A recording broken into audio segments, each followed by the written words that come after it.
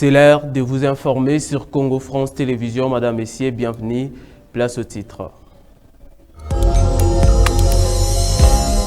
Les caucus des femmes de l'IDPS candidates aux élections de ce décembre ont procédé au lancement officiel de ces regroupements.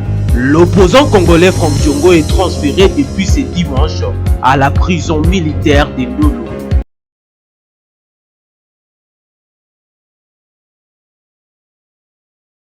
Encore une fois, merci de suivre cette édition d'information sur Congo France Télévisions. L'opposant congolais Franck Diongo, arrêté depuis le 20 juin de l'année en cours, il est transféré depuis le dimanche 9 juillet 2023 à l'ex-Demiap vers la prison militaire de Ndolo. Suivez. Ce transfèrement de Franck Diongo à la prison d'Ndolo est intervenu après une brève audition à l'auditorat général des FARDC. Selon ses avocats, il lui est reproché les faits de bagarrer au quartier Gramalik entre les groupes de la Force du Progrès et celui des Mongo. Cette rixe aurait été provoquée avec l'implication de Franck Diongo et de son parti. Les présidents du MLP est encore accusé du port illégal d'armes. Rappelons que c'est depuis le 20 juin de l'année en cours que Franck Diongo a été signalé comme étant enlevé, puis détenu au secret, sans accès de ses avocats ni de sa famille. Procès équitable garantissant les droits de la défense, c'est ce que demandent les avocats de l'opposant Franck Diongo. Voilà, mes chers amis, objectivement, je n'ai rien contre le président de la République. Je n'ai rien contre le gouvernement. Mais les temps que j'ai sacrifié ma vie dans ce pays ici, les sacrifices consentis, me commandent de dire la vérité et au président et au régime et à sa coalition. Et on va parler du remaniement majeur au sein des institutions de la République démocratique du Congo. Ces nouvelles têtes ont été nommées sur l'ordonnance présidentielle depuis le 8 juillet 2023, lue à la télévision nationale congolaise RTNC. Images et commentaires. 8 juillet 2023 a marqué une série de nominations significatives au sein des institutions publiques et des entreprises d'État en RDC. Par une série d'ordonnances présidentielles lues à la télévision nationale congolaise RTNC en sigle, le président Félix-Antoine Tshisekedi Tshilombo a annoncé une liste des nominations stratégiques. Ces nominations ont été effectuées dans des entreprises suivantes: Fonds de promotion culturelle, Caisse de solidarité nationale et gestion des catastrophes humaines, Office national du tourisme, Fonds national de réparation des victimes de violences sexuelles et crimes contre l'humanité, Office des voiries et dessertes agricoles, Congo Airways, Société commerciale des postes et télécommunications STTP en sigle. Pour ne citer que cela, il faut retenir que ces nominations surviennent dans le contexte de la volonté affirmée dans l'administration Tshisekedi de renforcer les capacités institutionnelles et d'accroître l'efficacité de la gestion publique. Les nouveaux dirigeants ont la responsabilité de traduire cette vision en actions concrètes pour les bénéfices du peuple congolais.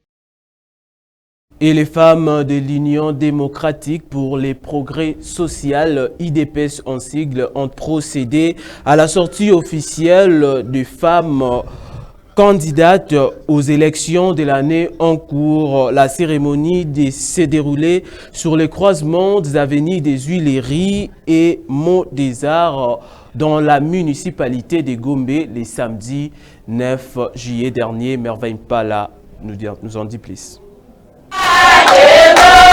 Samedi 8 juillet 2023, une journée inoubliable. C'est la sortie officielle des femmes de l'UDPS candidates aux élections de décembre de l'année en cours. La cérémonie s'est déroulée dans la commune de la Gombe, sur les croisements des avenues des Huileries et Mont des Arts. Toutes les femmes de l'UDPS avaient répondu positivement. La visibilité était au rendez-vous. Drapelés, écharpes, des chansons, c'est ce qui a caractérisé la journée. Ces femmes ambitieuses sont tous derrière son excellence Félix Tshisekedi Tshilombo. Nous venons de faire notre sortie officielle caucus des femmes candidates de l'IDPS Tshisekedi, qui est une association. Pourquoi caucus des femmes candidates de l'IDPS Tshisekedi? Dans notre caucus des femmes candidates de l'IDPS Tshisekedi, nous avons 3 objectifs majeurs à poursuivre. D'abord, premier objectif, de vulgariser les actions des chefs de l'État au niveau de nos bases. Nous, en tant que maman de l'IDPS, nous voulons nous approprier des œuvres des chefs de l'État au niveau de nos bases. Nous sommes là pour vulgariser ces actions. Et deuxième objectif, nous voulons assurer au chef de l'État un deuxième mandat, lui accorder un deuxième mandat et surtout lui accorder une majorité au Parlement, une majorité qui sera crédible, autonome et digne de confiance. Lorsque j'ai parlé que l'union fait la force, ensemble nous sommes forts. Ensemble, nous sommes capables d'avoir ces moyens-là pour soutenir toutes nos candidatures. Et voilà pourquoi nous voulons lancer un appel à notre première dame, Maman Denise Nyakero Tshisekedi, notre maman, de pouvoir soutenir nos candidatures. Nous avons besoin de son accompagnement, tant matériel, financier, parce que nous voulons que la femme soit représentée au niveau de l'Assemblée nationale.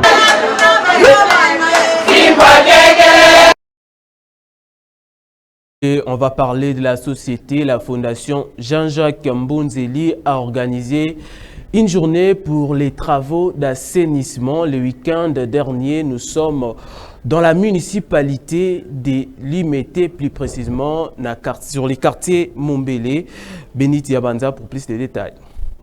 Dans les soucis de promouvoir la vision du gouverneur de la ville de Kinshasa, Gentini Ngobila, dans sa marche de Kinbopeto, la fondation GGB, dirigée par le coordonnateur Jean-Jacques Bondili, ont effectué l'action de travaux de l'assainissement appelée Salongo ce samedi 8 juillet 2023 à Limete, plus précisément au quartier Mombele. À cet effet, M.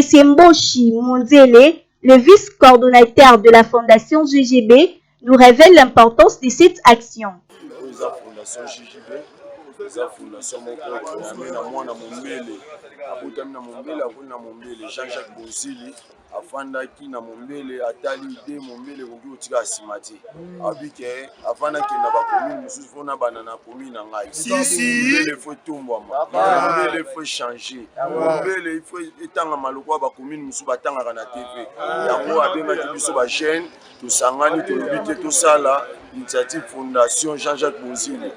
Eza fondation moko biso toza ba volontaire bana quartier biso moko nde tokobongisa quartier na biso soki tobongisi te moto akoya kobongisa biso te yango wana toujours Mombele longonya na bino na mosala oyo papa Jean-Jacques azosala Mombele soki oyoki lo Mombele bongi kimi ekoti na Mombele GGB bato mosusu babengi ye mofini kwa Mombele mosusu koto babengi ye fola Mombele biso tosalaka déjà depuis bambulu eleka tokontinuaka toujours kosala eza mpe na cadre ya parti politique na biso APOSEM eza parti politique ya ngoli APOSEM eza parti politique ya ngoli ezotombola bajeune ezopesa bajeune courage baluka misala bafana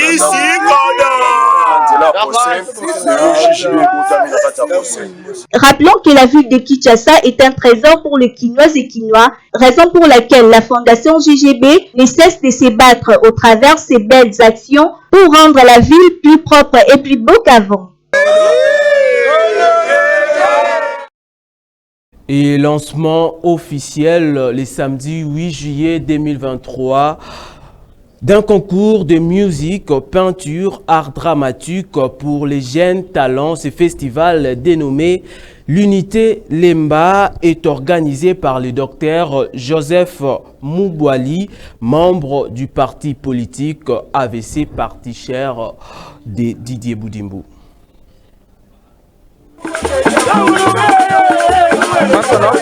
Kinshasa, République démocratique du Congo, un pays bourré de plusieurs talents, raison pour laquelle un concours de musique, peinture et art dramatique est organisé sous le haut patronage du parti politique Autre Vision du Congo, AVC en sigle. Dirigé par le président maître Didier Boudimbo, le lancement officiel s'est tenu ce samedi 8 juillet 2023 au terrain Terre Jaune dans la commune de Lemba. Et à cette occasion, le secrétaire général chargé de la fédération et de l'implantation, Dr Moubiala, a-t-il dit autorisation, balobi qui est la zone rouge. Nalobi, nakatia Lemba, nafanda na Kemi, na yebi makambozo episangaite. Ngai na yokana no quartier Kemi te na zone rouge. Eza ba na biso to encadrer bango.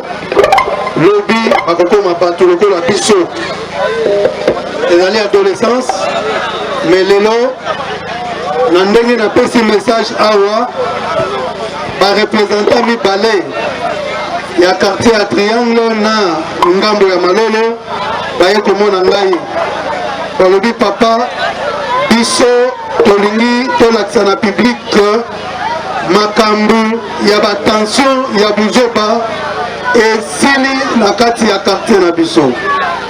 Donc lobby bango bako déceler banani bazo continuer kosala buzoba na kati ya quartier na biso. C'est pourquoi en présence ya opinion nyonso oyo fandi awa bana biso bakolakisa unité na biso bakolakisa botosi ya ba parents. Merci beaucoup. Il s'est de noter que cette activité a une durée de 30 jours où l'on promet un grand prix aux gagnants de la compétition. Et la population de commune de Lemba a salué affectueusement cette belle initiative qui valorise les jeunes talents de leur municipalité. La République démocratique du Congo pour se rendre à Gabon. Sans surprise, Ali Bongo a annoncé officiellement ce dimanche sa candidature à l'élection présidentielle gabonaise prévue le 26 août de l'année en cours. Ça serait une troisième mandat pour les chefs de l'État au pouvoir depuis 14 ans. Suivez. Je suis candidat. Le président du Gabon, Ali Bongo Ondimba, au pouvoir depuis plus de 14 ans, a annoncé ce dimanche 9 juillet 2023 qu'il sera candidat à un troisième mandat à la présidentielle du 26 août prochain. J'annonce officiellement aujourd'hui que je serai candidat à l'élection présidentielle, a-t-il lancé devant quelques centaines de partisans qui scantaient Ali Bongo président dans un discours diffusé sur Twitter dans la zone économique spéciale dite ZEST. Près de la capitale Libreville, Ali Bongo s'affiche de nos jours grand favori de la présidentielle car l'opposition s'avance en ordre très dispersé avec une vingtaine de personnalités ayant déjà annoncé leurs intentions de se présenter contre le chef de l'État considéré sortant. Bongo Ondimba, âgé de 64 ans aujourd'hui, a été élu pour la première fois en 2009 à la mort de son père Omar Bongo Ondimba qui dirigeait le pays depuis plus de 41 ans, puis réélu de justesse en 2016. Sa candidature devra être entérinée par un congrès d'investiture prévu le lundi de son tout-puissant parti démocratique gabonais, PDG en sigle, qui domine très largement le Parlement et par grand favori des élections législatives et municipales qui auront lieu les mêmes jours que la présidentielle, le 26 août. L'investiture formelle de Ali Bongo Ondimba par les PDG son parti sera faite le lundi. Sera une formalité puisque le parti lui suppliait depuis plus d'un an de briguer un troisième mandat. La clôture des candidatures officielles sera actée mardi. La campagne électorale officielle s'étalera du 11 au 25 août à minuit. Mais la plupart des candidats la mènent depuis un an dans tout le pays. Ali Bongo, de son côté, il multiplie en ces derniers mois une intense tournée républicaine en distribuant des promesses, une pré-campagne menée avec le moyen de l'État qui dénonce l'opposition de Gabonais. Rendons-nous maintenant à Zimbabwe pour parler toujours des élections présidentielles et législatives qui est prévu en août. Pendant ces temps, les rassemblements de la coalition des citoyens pour les changements et les principales parties des opposants de ces pays sont interdits, ce qui inquiète la population pendant ces processus électoraux. Suivez. Devant ce tribunal, des partisans de la coalition des citoyens pour le changement, ou CCC, dansent pour exprimer leur colère. Le meeting prévu par la principale force d'opposition n'aura pas lieu. La cour de Bindura, dans le nord du Zimbabwe, vient de confirmer l'interdiction de rassemblement prononcée vendredi par la police. La communauté internationale doit savoir que nous jouons un match de football avec les deux pieds liés et où on ne peut donc pas marquer de but. Ce que nous avons toujours demandé et défendu, ce sont des élections justes et libres. À l'approche du scrutin général du 23 août, la situation se tend dans le pays, gouverné sans interruption par le parti ZANU-PF depuis son indépendance en 1980. Le président Emerson Mnangagwa, qui a remplacé Robert Mugabe après le coup d'État militaire de 2017, semble menacé par la CCC. La coalition d'opposition accuse le parti au pouvoir de saboter sa campagne. Mais malgré les interdictions de meeting, les porte-paroles du mouvement ne perdent pas espoir. Ce que nous allons faire, c'est continuer à gagner les cœurs et les esprits, comme nous le faisons depuis le début. Vous savez, vous pouvez essayer de nous exclure de l'arène, mais vous ne pouvez pas nous exclure du cœur des gens. Dans ces semaines, des Zimbabwéens lassés par l'inflation et le chômage devront élire leur président et leurs parlementaires. D'après les statistiques officielles, 42% de la population vit dans l'extrême pauvreté. Un homme d'État, on va boucler cet élément avec cette édition avec ses sommaires. Les caucus des femmes de l'IDPS candidates aux élections de ce décembre ont procédé au lancement officiel de ces regroupements. L'opposant congolais Franck Diongo est transféré depuis ce dimanche à la prison militaire de Lolo.